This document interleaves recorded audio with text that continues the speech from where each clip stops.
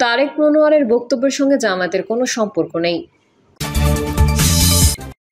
জানাবো নির্বাচন নিয়ে বিএনপির আগ্রহ, জামায়াতের বিরোধিতায় ভাটা। এবং সর্বশেষ জানাবো শরীয়তপুরকে ফরিদপুর বিভাগে অন্তর্ভুক্ত না করার দাবিতে সড়ক অবরোধ ও বিক্ষোভ। এতক্ষণ শুনছিলেন সংবাদ শিরোনাম, এবারে বিস্তারিত। তবে তার আগে অনুরোধ থাকবে আমাদের চ্যানেলটি সাবস্ক্রাইব করে বেল আইকনটি ক্লিক করুন। তারেক মনোয়ারের বক্তব্যের সঙ্গে জামায়াতের কোনো সম্পর্ক নেই। ইসলামী শিক্ষা ব্যবস্থা দরসে নেজামির আলেমদের নিয়ে সম্প্রতি মাওলানা তারেক মনোয়ারের দেওয়া বক্তব্য সম্পূর্ণ তার নিজস্ব এবং এর সঙ্গে জামায়াত ইসলামের কোনো সম্পর্ক নেই বলে দাবি করেছে দলটি। সেই সঙ্গে এই বক্তব্যের দায় জামায়াতের উপর চাপানোর প্রতিবাদ জানিয়েছে তারা।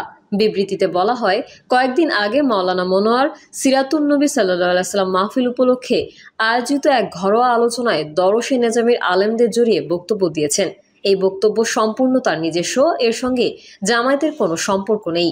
তিনি এরই মধ্যে এই বক্তব্যের জন্য ক্ষমা চেয়েছেন। তারপরেও এই বক্তব্যের দায় জামায়াতের উপর চাপানোর চেষ্টা দুঃখজনক ও অনভিপ্রেত। জামায়াত নেতা এহসানুল বলেন, তাদের দল বরাবরই আলেম সমাজের প্রতি গভীর শ্রদ্ধাশীল। তারা আলেমদের মুসলিম উম্মার রাহবার হিসেবে সম্মান করেন। আলেমরা যুগ যুগ ধরে জাতিকে সঠিক দিক নির্দেশনা ও ইসলামের আলো ছড়িয়ে দিচ্ছেন। তাদের মর্যাদা ক্ষুণ্ণ করার মতো কোনো অবস্থান জামায়াত কখনো গ্রহণ করেনি। সুতরাং এই বিষয়ে জামায়াতকে বিতর্কিত করার কোনো সুযোগ নেই। নির্বাচন নিয়ে বিএনপির আগ্রহ, জামায়াতের বিরোধিতায় ভাটা। অন্তর্বর্তী সরকারের দেওয়া রোডম্যাপ অনুযায়ী 2026 সালের ফেব্রুয়ারি মাসে ত্রয়োদশ জাতীয় সংসদ নির্বাচন হওয়ার কথা। তবে এই নির্বাচন নিয়ে বিএনপির আগ্রহ কিংবা জামায়াত ইসলামের বিরোধে ভাটা পড়েছে। সংশ্লিষ্টরা মনে করছেন, প্রধান উপদেষ্টা দেওয়া রোডম্যাপ ঘোষণা করার পর বিএনপি ও জামায়াত ইসলামের মধ্যে যেই তৎপরতা ছিল, এখন তা আর তেমন লক্ষ্য করা যাচ্ছে না। কেননা বিএনপি 5ই আগস্ট পরবর্তী অন্তর্বর্তী সরকার গঠনের পর থেকেই বলছে যত দ্রুত সম্ভব নির্বাচন দেশের জন্য মঙ্গলজনক। কিন্তু জামায়াতে ইসলামী বলছে প্রয়োজনীয় সংস্কার শেষ হওয়ার পরেই নির্বাচন অনুষ্ঠিত হবে। আগামী জাতীয় সংসদ নির্বাচন সংখ্যানুপাতিক প্রতিনিধিত্ব পদ্ধতিতে নেওয়ার আলোচনা চলছে। নির্বাচনের সময় যতই নিকটে আসছে ততই এই নিয়ে বিভিন্ন মহলে আলোচনা ও সমালোচনা বাড়ছে। জামায়াতে ইসলামী সহ কয়েকটি দল পিআর পদ্ধতিতে নির্বাচনের দাবি করছে, তবে বিএনপি এর ঘোর বিরোধিতা করছে। এই কারণে ফেব্রুয়ারিতে সম্ভাব্য জাতীয় নির্বাচন নিয়ে রাজনৈতিক দলের মত ভিন্ন হচ্ছে। এতে নির্বাচনের বিষয়ে কিছু তৈরি হয়েছে শঙ্কা। কারণ প্রধান রাজনৈতিক দল বিএনপি ও তাদের মিত্ররা পিআর পদ্ধতির বিরুদ্ধে শক্ত অবস্থান নিয়েছে। 5 আগস্টের পরিবর্তিত রাজনৈতিক প্রেক্ষাপটে দীর্ঘদিনের রাজনৈতিক মিত্র বিএনপি ও জামায়াতের মধ্যে বিভিন্ন বিষয়ে মতবিরোধ দেখা দিয়েছে। আগে ফ্যাসিস্ট শেখ হাসিনা সরকারের পতনের দাবিতে দল দুটি দীর্ঘদিন ধরে যুগোৎপত আন্দোলন চালিয়ে এসেছে এবং মিছিল ও সমাবেশে অংশ নিয়েছে। জুলাই মাসে জাতীয় সনদ বাস্তবায়ন ও সংখ্যানুপাতিক পদ্ধতিতে নির্বাচনের দাবিতে জামায়াত কিছু দলকে সঙ্গে নিয়ে যুগোৎপত আন্দোলন শুরু করলে বিএনপি পাল্টা কর্মসূচি নিয়েছে। এর মাধ্যমে সারা দেশে নির্বাচনী আবহ তৈরি করতে বিএনপি নেতারা সংসদ নির্বাচনের জন্য প্রার্থী বাছাই, দলীয় 31 দফা ও ইতিবাচক কাজ প্রচার, ভোটারের সঙ্গে বাড়ি বাড়ি যোগাযোগ ও নির্বাচনী প্রতিশ্রুতি দেয়া সহ বিভিন্ন কার্যক্রম পরিচালনা করবেন। বিএনপি মনে করছে, জামায়াতের যুগোৎপত আন্দোলনের মূল উদ্দেশ্য নির্বাচনের আগে মাঠে নিজের নিয়ন্ত্রণ বজায় রাখা এবং নেতাকর্মীদের সক্রিয় রাখা। এই পরিস্থিতিতে বিএনপি নিজ দলের নেতাকর্মীদের নির্বাচনের জন্য প্রস্তুত রাখার কৌশল নিয়েছে। এর অংশ হিসেবে দলের মনোনয়ন প্রত্যাশী সহ সব পর্যায়ের নেতাকর্মীদের জনসম্পৃক্ততার কাজ বাড়ানোর নির্দেশ দেওয়া হয়েছে। আগামী জাতীয় নির্বাচনে উভয় কক্ষে পিআর পদ্ধতি চালুর ও জুলাই সনদের অধীনে জাতীয় নির্বাচনের মতো কয়েকটি অভিন্ন দাবিতে মাঠে নামছে জামায়াত ইসলামী, চরমোনাই পীরের ইসলামী আন্দোলন বাংলাদেশ এবং অন্য কয়েকটি সমমনা দল। প্রাথমিকভাবে এই দলগুলো ঢাকা সহ সারা দেশে 3 দিনের বিক্ষোভ কর্মসূচি ঘোষণা করেছে। পাশাপাশি তারা ধারাবাহিকভাবে আরও কর্মসূচি পালনের পরিকল্পনা করছে। খোঁজ নিয়ে জানা গেছে, সাবেক মিত্র জামায়াতের সঙ্গে বিএনপির সম্পর্কের টানাপোড়েন কয়েক বছর ধরে চলছিল। জুলাই গণঅভ্যুত্থানে শেখ হাসিনার পতনের পর এই টানাপোড়েন আরও বেড়ে যায়। সংস্কার আগে না নির্বাচন আগে, এই প্রশ্নে পরস্পর বিরোধী অবস্থানের কারণে বিএনপি ও জামায়াত বিবাদে জড়ায়। এর ফলে পাল্টাপাল্টি বক্তৃতা ও বিবৃতি বেড়েই চলেছে। বিএনপি জাতীয় নির্বাচনের আগে অন্য কোনো নির্বাচন চায় না, কিন্তু জামায়াত আগে স্থানীয় সরকার নির্বাচন চাইছে। এমন নানা ইস্যুতে বিবাদ এতটাই বেড়ে গেছে, এখন দল দুটির নেতারা প্রতিনিয়ত একে অপরের বিরুদ্ধে মন্তব্য ও বিবৃতি দিচ্ছেন। বিভিন্ন টকশো ও আলোচনা সভায় জামায়াত ইসলামের নেতৃবৃন্দ ও প্রতিনিধিদের আত্মবিশ্বাস অনেক চোখে পড়ছে। অনেকেই মনে করছেন এটি সরাসরি শিবিরের সাম্প্রতিক সাফল্যের প্রতিফলন। অন্যদিকে একই নির্বাচনের পর মাঠ পর্যায়ে বিএনপির জাতীয় নির্বাচনের প্রস্তুতি বা নির্বাচন নিয়ে আলোচনা তুলনামূলকভাবে কমে গেছে বলে সাধারণ মানুষ ও মাঠকর্মীরা মনে করছেন। তবে বিএনপির কেন্দ্রীয় নেতৃবৃন্দ তা অস্বীকার করে দাবি করেছেন তারা পূর্ণ প্রস্তুতি নিয়েই জাতীয় নির্বাচনের পথে এগোচ্ছেন।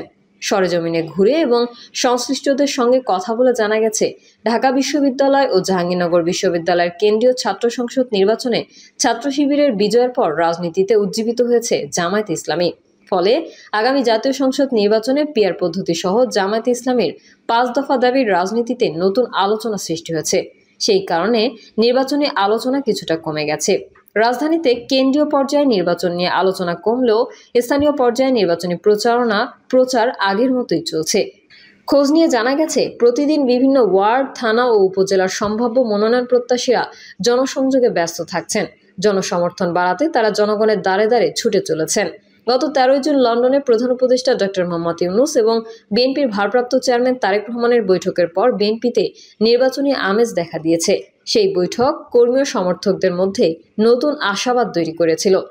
তবে সরেজমিনে দেখা গেছে, ডাকসু-জাকসুর ফলাফলের পর বিএনপির অনেক নেতাকর্মী কিছুটা হতাশ হয়ে পড়েছেন, যা মাঠ পর্যায়ের আলোচনাতেও স্পষ্ট হয়ে উঠেছে।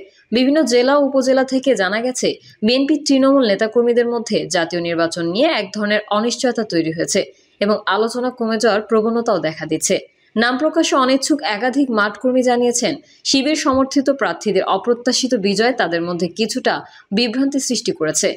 জেলা পর্যায়ের একজন নেতা নাম প্রকাশ না করার শর্তে বলেন, ডাকসু-জাকসু নির্বাচনের পর থেকে কর্মীদের মধ্যে জাতীয় নির্বাচন নিয়ে আগের মতো উদ্দীপনা নেই।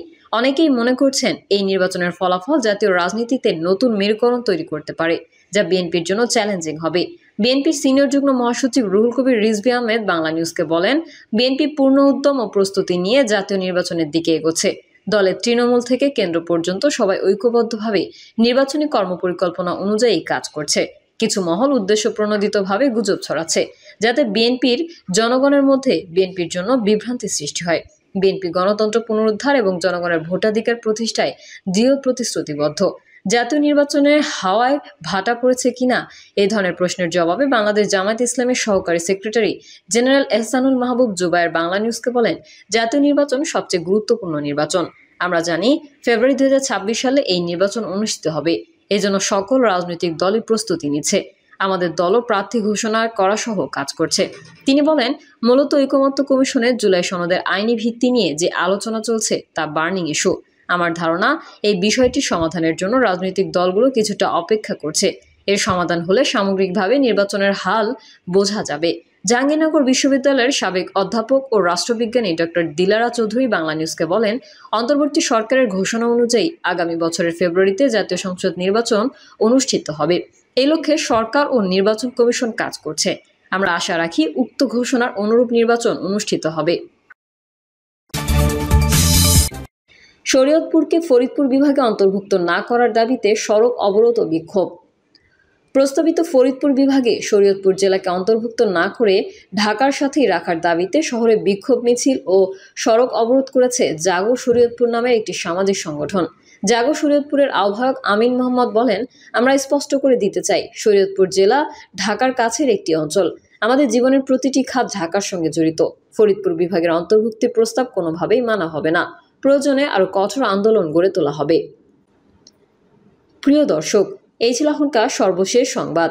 আপডেট ও সংবাদ পেতে চ্যানেলটি সাবস্ক্রাইব করে বেল আইকনটি ক্লিক করুন। কমেন্টে আপনার মতামত জানিয়ে আমাদের সাথেই থাকুন। ধন্যবাদ সবাইকে। আল্লাহ হাফেজ।